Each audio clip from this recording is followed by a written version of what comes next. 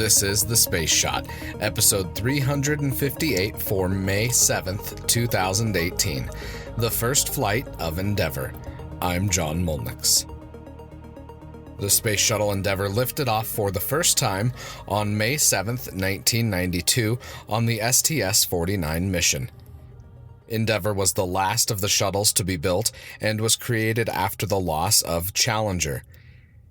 Interestingly enough, delivery of Endeavour to Kennedy Space Center took place exactly 1 year from its launch date.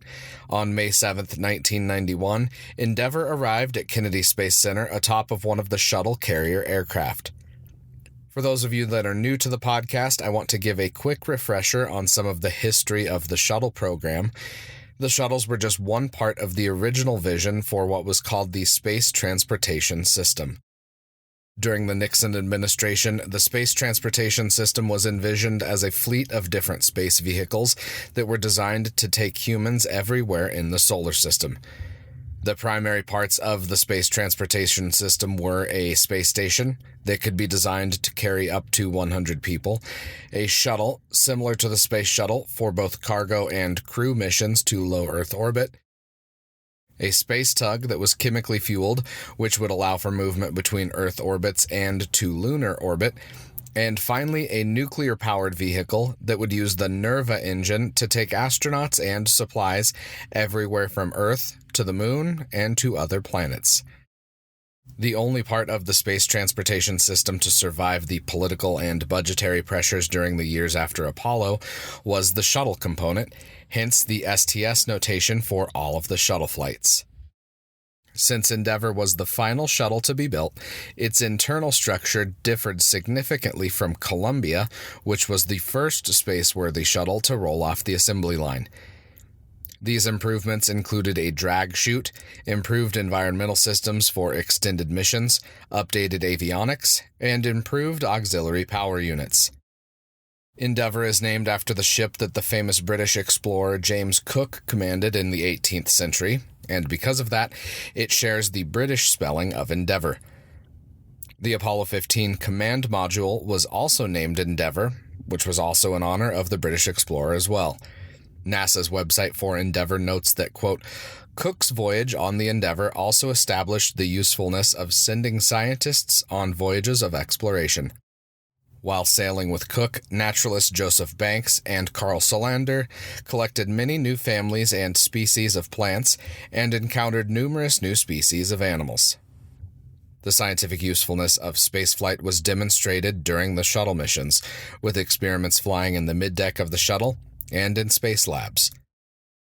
Endeavour embarked on 25 voyages of scientific exploration during its lifetime, and over those 25 flights, the orbiter spent 299 days in space, completed 4,671 orbits of Earth, and traveled 122,883,151 miles. That's quite the odometer reading. NASA really put Endeavour to use on its first flight. There were a number of records that were broken for the shuttle program during STS-49. The first EVA with 3 astronauts, the longest EVAs to date in the American space program, at 8 hours and 29 minutes and 7 hours and 45 minutes. Those records would be broken once construction started on the International Space Station, but not by much. STS-49 was also the first flight with 4 EVAs conducted over the mission, a capability that's crucial for NASA with the space station and as we venture out into deep space. During these EVAs, astronauts captured a commercial communications satellite and were able to attach a rocket motor to it so that ground controllers could send the satellite into the proper orbit. To accomplish this, Commander Daniel Brandenstein and pilot Kevin Chilton maneuvered Endeavour into position 3 separate times for a rendezvous with the malfunctioning Intelsat satellite. The mission that Endeavour and her crew were tasked with for this flight was just as impressive as those records that I mentioned earlier. Astronauts Pierre Thought, Richard Hybe, Thomas Akers, and Catherine Thornton all performed EVAs during this flight. Capturing the satellite by hand was a feat that was accomplished by Thought and Hybe after attempts with a capture bar in previous spacewalks were unsuccessful. By performing this procedure, astronauts were proving the capabilities needed for future NASA missions to the station and beyond.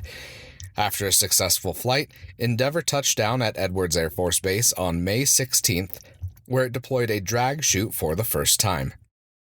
There was no braking performed during this landing, but between the drag chute and the exceedingly long runways at Edwards Air Force Base, the shuttle had plenty of landing margin.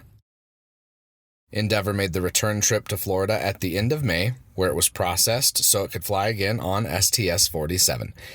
Yeah, I know, its first flight was on STS-49, and its second was on STS-47. The shuttle launch numbering scheme was quite unique, and it'll be the topic of an upcoming longer-form episode. Tomorrow, the Star Trek multiverse. I hope all of you have a fantastic rest of your day. I appreciate each and every one of you that listen to the podcast every day.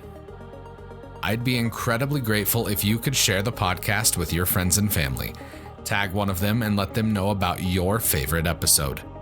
I'd also really appreciate it if you could venture into the Apple Podcasts app or your podcast app of choice and leave a review for The Space Shot. A steady stream of reviews helps ensure The Space Shot is more visible in the Apple Podcasts app. As always, the show notes have more information on today's episode. You can hit me up on Instagram and Twitter. Find me at John Molnix. I'm always up to chat. You can also connect with me on Facebook. Just search The Space Shot or check out the links in the show notes and you'll find me. I'm John Molnix, and I'll catch you on the flip side.